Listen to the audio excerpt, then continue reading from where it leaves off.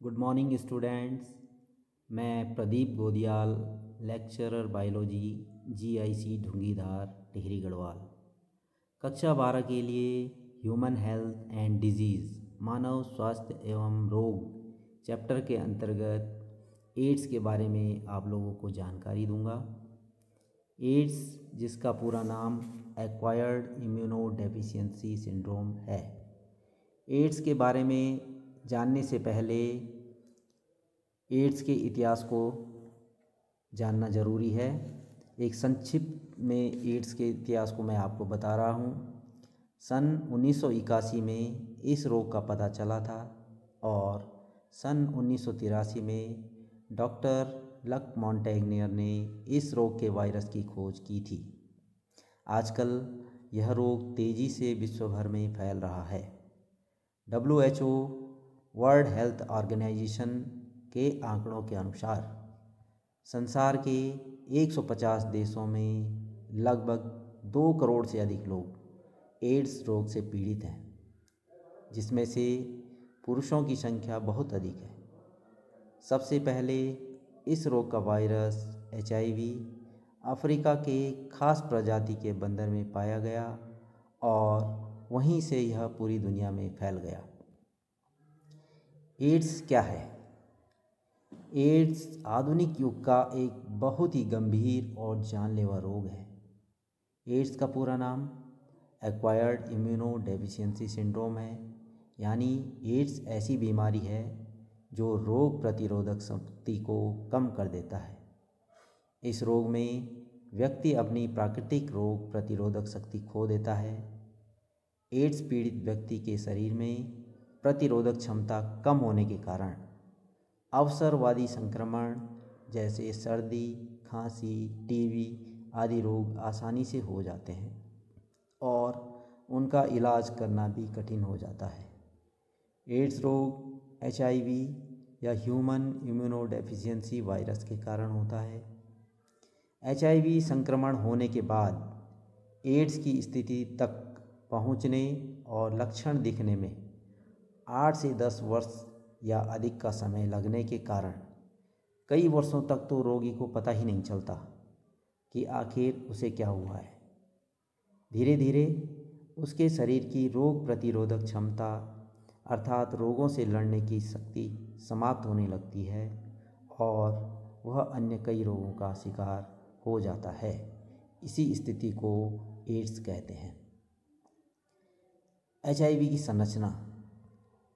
HIV की संरचना यहाँ पर चित्र में दर्शाई गई है। सभी बच्चे जो है चित्र को भी देखेंगे। HIV वायरस की सबसे बाह्य सतह फॉस्फोलिपिड के 2 स्तरों से बनी है, जिससे ग्लाइकोप्रोटीन 120 और ग्लाइकोप्रोटीन 41 धंसे रहते हैं। वायरस के केंद्रीय भाग में एक सूत्रीय RNA के 2 अणु पाए जाते हैं, जिसमें रिवर्स ट्रांसक्रिप्टेज एंजाइम के अणु जुड़े होते हैं। इस एंजाइम की सहायता से यह RNA से DNA का निर्माण कर सकता है। इसलिए HIV को रेट्रोवायरस भी कहा जाता है। RNA के बाहर की ओर 2 प्रोटीन आवरण पाए जाते हैं, जिनमें से आंतरिक आवरण प्रोटीन 24 और बाहरी आवरण प्रोटीन 17 से बना होता है। एड्स वायरस एक रेट्रोवायरस है, तो उसका कारण है कि आनुवंशिक पदार्थ RNA होने के कारण इसमें रिवर्स ट्रांसक्रिप्टेज एंजाइम प्रतिकृति या रेप्लिकेशन करके अपने ही समान नए RNA बनाता है और RNA से नए DNA बनाकर नए नए वायरस बनाता रहता है और इस प्रकार से HIV एक फैक्ट्री की तरह कार्य करते हैं। तत्पश्चात HIV वायरस प्रतिरक्षा तंत्र की T लिम्फोसाइट और TH कोशिकाओं पर आक्रमण करते हैं और धीरे धीरे उनकी संख्या को कम करते रहते हैं। उनकी संख्या में कमी आने के कारण व्यक्ति वायरस, बैक्टीरिया और फंगल डिजीज से रक्षा करने में असमर्थ हो जाता है और रोगी एक साथ अनेक रोगों का शिकार होकर के मर जाता है। अब HIV का संक्रमण किस प्रकार से होता है? फर्स्ट है संक्रमित व्यक्ति से असुरक्षित यौन संबंध बनाने से। सेकंड नंबर, यदि मुंह में छाले या मसूड़ों से खून बह रहा हो। नंबर 3, सिरिंज का एक से अधिक व्यक्तियों के द्वारा प्रयोग किया जाता हो। नंबर 4, एड्स संक्रमित खून प्राप्त करने से। 5 नंबर, एड्स ग्रस्त माँ के द्वारा जन्म लेने वाले बच्चे को। नंबर 6, एड्स ग्रस्त माँ के दूध से बच्चे को। नंबर 7, नाक कान छेदने वाली सुई से। नंबर 8, टैटू बनाने वाली सुई से।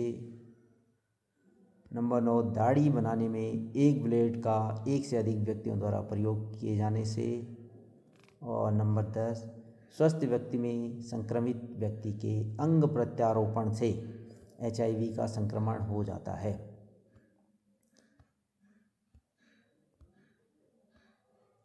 HIV संक्रमण कुछ कारणों से नहीं होता है और वे कारण हैं, यदि भोजन शेयर किया जा रहा है, एक साथ बैठ कर के खाना खाने से संक्रमण नहीं फैलता है। टेलीफोन का प्रयोग करने से, टॉवल्स और कंघी का प्रयोग करने से, या दरवाजे और खिड़कियों के हैंडल का प्रयोग करके संक्रमण नहीं होता है।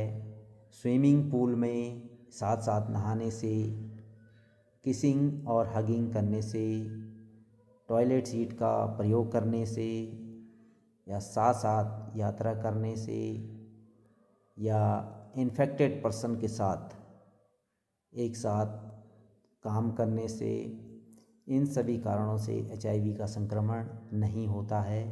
और मच्छर के काटने से या किसी दूसरे इंसेक्ट के काटने से भी HIV का संक्रमण नहीं होता है। एड्स के लक्षण, सिम्टम्स ऑफ एड्स। फर्स्ट, कई सप्ताह तक लगातार बुखार रहना, ये एड्स के लक्षण हो सकते हैं। सेकंड, कई सप्ताह तक सूखी खांसी होना। थर्ड, बिना वजह से वजन का कम होना। नंबर 4, मुंह में घाव का होना। नंबर 5, भूख कम होना और बार बार पतले दस्त होना। नंबर 6, त्वचा पर खुजली यानी फंगल इन्फेक्शन होना। नंबर 7, सोते समय पसीना आना। नंबर 1, लसिका ग्रंथियों में सूजन होना। नंबर 9, याददाश्त का कम होना। नंबर 10, शरीर में दर्द रहना। नंबर 11, शरीर पर लाल, भूरे या गुलाबी रंग के धब्बे होना। एड्स का नियंत्रण किस प्रकार से किया जाता है?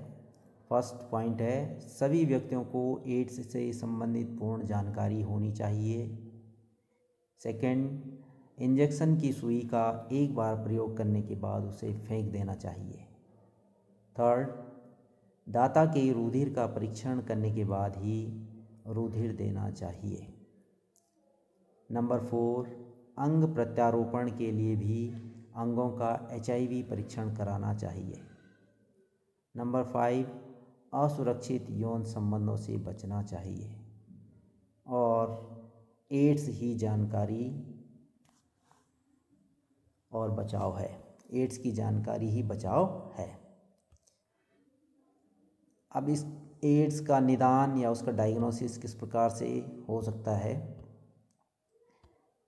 तो HIV के संक्रमण के लगभग 6 से 8 माह बाद शरीर स्पष्ट प्रतिरक्षी प्रक्रिया दर्शाता है, जिसे निम्न निदान तकनीकों द्वारा जांचा जा सकता है। First, Elijah test. एलिजा का पूरा नाम है एंजाइम लिंक्ड इम्यूनोसॉर्बेंट एसे। इसमें एड्स के लिए बनाई गई विशिष्ट किट का उपयोग किया जाता है, जिसमें HIV प्रतिजन पहचाना जाता है। Second, western blot test. यह कम मात्रा में उपस्थित प्रतिजन और प्रतिरक्षियों को जांचने वाली उच्च तकनीक है, जिसका परिणाम सटीक होता है तथा यह एलिजा टेस्ट की तुलना में सस्ती होती है। Number 3, saliva test. इसमें यह माना जाता है कि एड्स लार द्वारा संक्रमित होता है, इसलिए इसमें लार का परीक्षण किया जाता है। अब कुछ एड्स से जुड़े हुए महत्वपूर्ण तथ्य हैं। एड्स की खोज सबसे पहले 1981 में और HIV की खोज 1982 में हुई। यह रोग अब लगभग पूरे विश्व भर में फैल गया है। अभी तक सुरक्षा और बचाव ही इसका सबसे अच्छा इलाज है। मनुष्य मारक रोग में एड्स का प्रथम स्थान है। अकेले 2005 में 50 लाख लोग HIV की चपेट में आए। एड्स व HIV के प्रति व्यापक प्रचार प्रसार व उपचार के बाद भी 2005 में लगभग 5 लाख लोगों की इस रोग से मृत्यु हो गई। भारत में 1986 में पहला HIV संक्रमित व्यक्ति मिला। इस रोग से अब तक 2.5 करोड़ से ज़्यादा लोगों की मृत्यु हो चुकी है। संयुक्त राष्ट्र की 2011 के एड्स रिपोर्ट के अनुसार पिछले 10 वर्षों में भारत में नए HIV संक्रमणों की संख्या में 50% तक की कमी आई है। धन्यवाद।